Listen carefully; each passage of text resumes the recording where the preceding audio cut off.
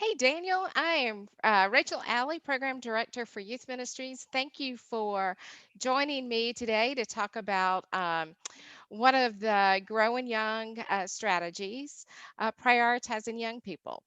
Will you tell us a little bit about yourself? Yeah, so my name's Daniel Kirschbaum. I'm the director of retreat ministries at Rainbow Trail Lutheran Camp in Colorado. And I went to school at the University of Wisconsin-Madison, where I studied community and nonprofit leadership. And I got to partner with a really awesome congregation while I was at school there. Great, thanks. So, tell me a little bit about that. So, what did you participate in campus ministry, or did you? How were you? Why were you drawn to this church? And do you mind sharing the name of it? And Absolutely. yeah.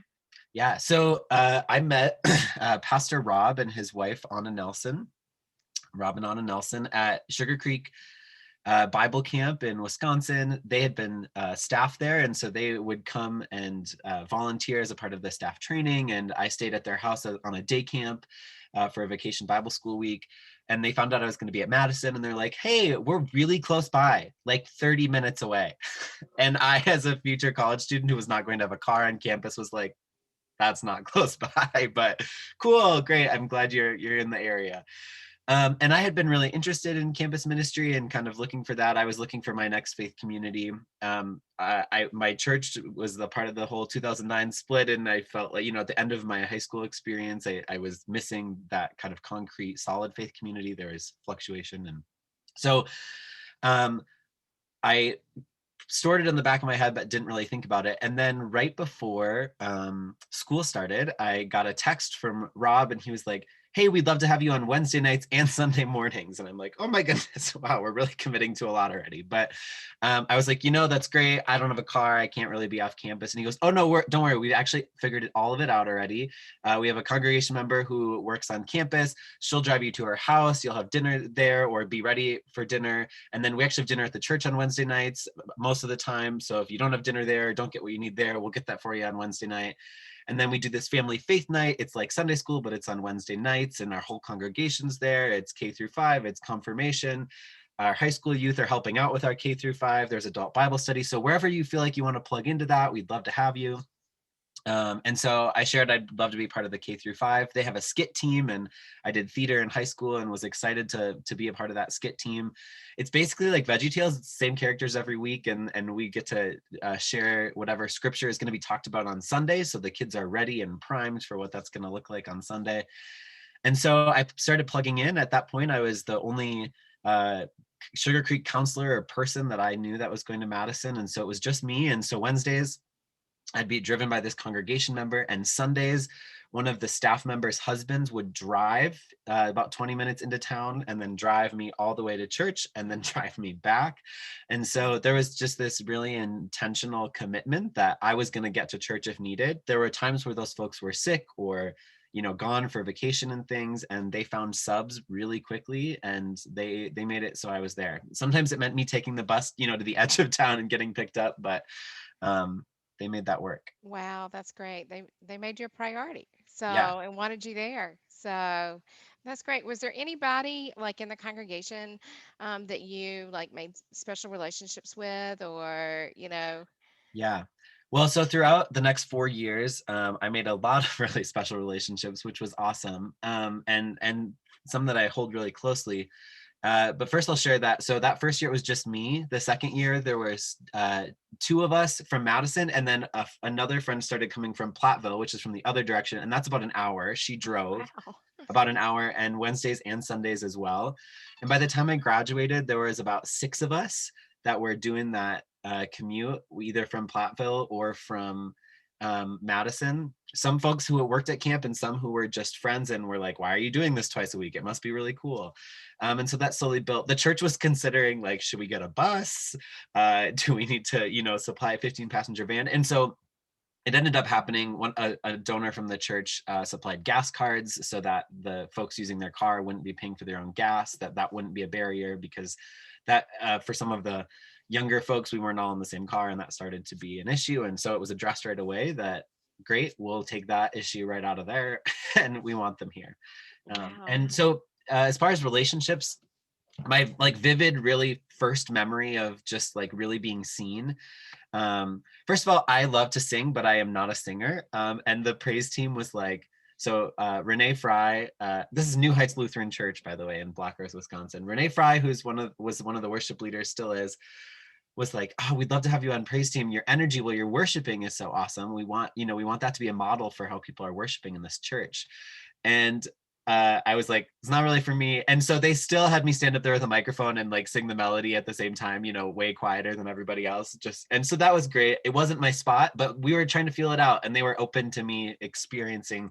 I tried AV and, did the tech thing for a while. And I ended up landing that on Sunday mornings, I really just wanted to worship. And they embraced that and made space for that. And when Pastor Rob was gone, I was invited to be the worship leader and kind of shepherd the worship along. Oh, wow. They practice a shared ministry model. And so we had someone tell their faith story as the message, and I did the welcome and announcements and things like that, and got to do that quite a few times when he was out. And so it ended up being cool. And then Wednesday nights became the space I really got to serve.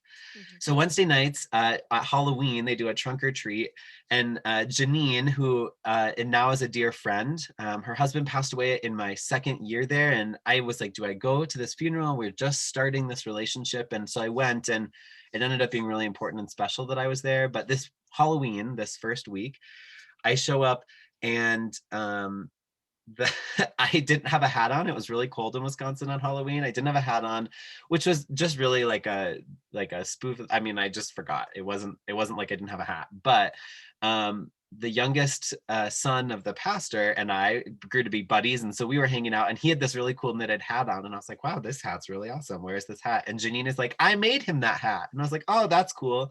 And she immediately is like, what are your favorite colors? Let's measure your head. Like, finds a tape measure in this church. And like 2 weeks later, I show up to church and I have this hat Oh, that is Wisconsin Badger themed, and just incredible. And just for me, it felt like family right away. And it wasn't just Janine. The folks in this community embraced me immediately, cared about how school was going, but also cared about what life was like. And when I graduated and left, I had full support from them in moving to Colorado, and I received care packages from our Wednesday night youth wow.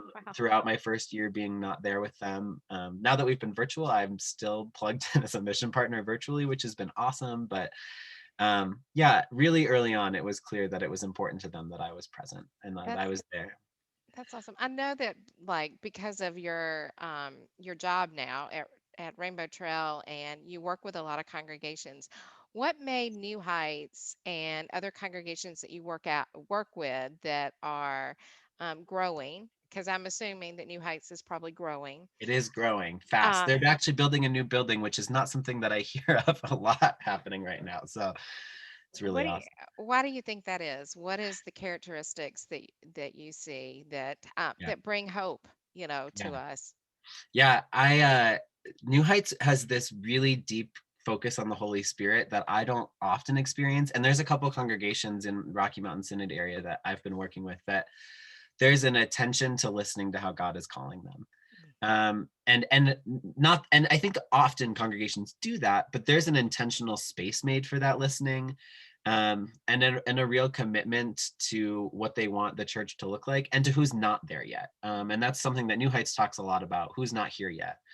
Um, and so because that is a priority for them, that allows them to create space and time and energy to welcome folks, and it changes their culture, their congregation too. Like, it was not just the staff that were really welcoming to me, right?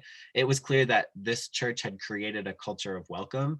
They were regularly receiving new folks, and so whether I was a young adult or a young family or an older person who hadn't been to that church before, they were prepared to welcome because they'd had practice, they'd talked about what that looked like, and there was just really intention in there. Like, they don't pass offering plates in the morning because they talk about, we're so excited you're here as a guest. Our mission partners support our church financially, and if you'd like to make an offering, this is the space to do it, but we're not going to pass a plate here. And so just all those kind of little intentional pieces that are really important. That are welcoming. Yeah, Yes. the new building they're making, they're calling a community center where they happen to worship.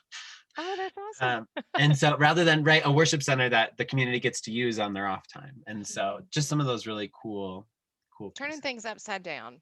Yeah, It they sounds also like. Yeah. had a full-time staff member whose job was welcoming and connecting ministries.